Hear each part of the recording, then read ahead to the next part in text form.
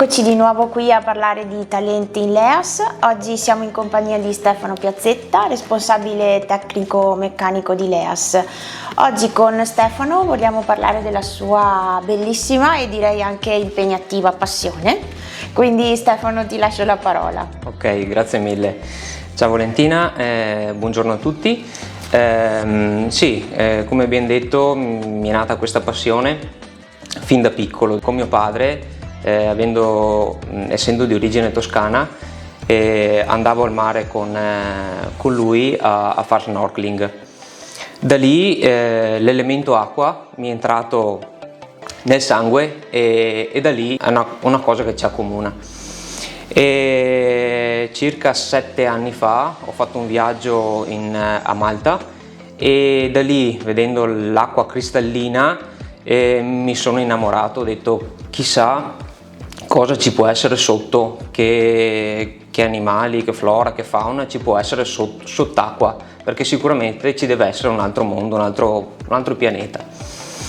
E da lì al mio ritorno mi sono subito informato e sono andato nel mio più vicino club subacqueo e da lì ho cominciato a frequentare un corso e ho conseguito il mio primo brevetto. Cosa però ti ha fatto magari innamorare?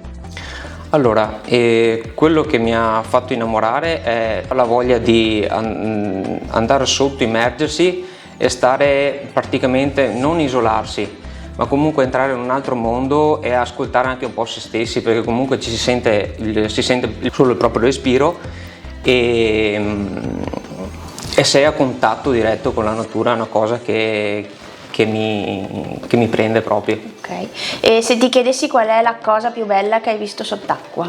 Questa è una domanda particolare. C'è sempre qualcosa, qualche novità, non c'è un particolare che mi ha colpito,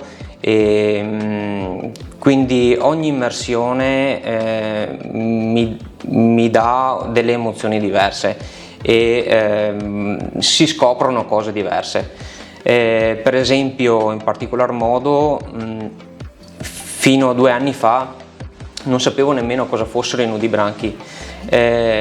Dopo, con il tempo, con il numero di immersioni, anche con le persone che si trovano in giro nelle varie immersioni, ci si parla, ci si confronta e si scoprono cose nuove. Quello che ho scoperto sono i nudibranchi, che sono di molluschi molto, molto piccoli talvolta e che se non si ha un occhio esperto si fa fatica a vederli, e addirittura anche per fotografarli si richiedono delle lenti particolari per delle ottiche di zoom per fotografarli, perché sono veramente veramente piccoli. Okay. Ho visto che hai fatto delle bellissime foto anche e per me, che sono una che si avvicinerebbe poco al mondo sott'acqua, è molto interessante questa cosa di vedere cosa c'è sotto, quindi immagino avrai unito 2 interessi. Sì, allora sì, ho anche questo interesse, mi sono sempre dilettato nella fotografia, non sono mai entrato nello specifico, non ho mai fatto corsi particolari. Da qui ho detto ok, vado sott'acqua, ho i brevetti sub, perché non far conoscere anche alle altre persone, gli amici, i parenti, cosa vedo io sott'acqua.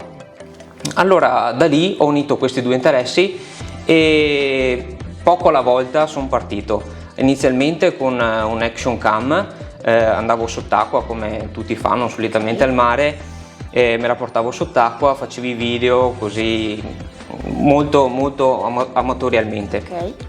E invece quest'anno mi sono deciso di comprarmi un'attrezzatura fotografica, non più con action cam, e da lì ho conseguito 2 brevetti di Photoshop.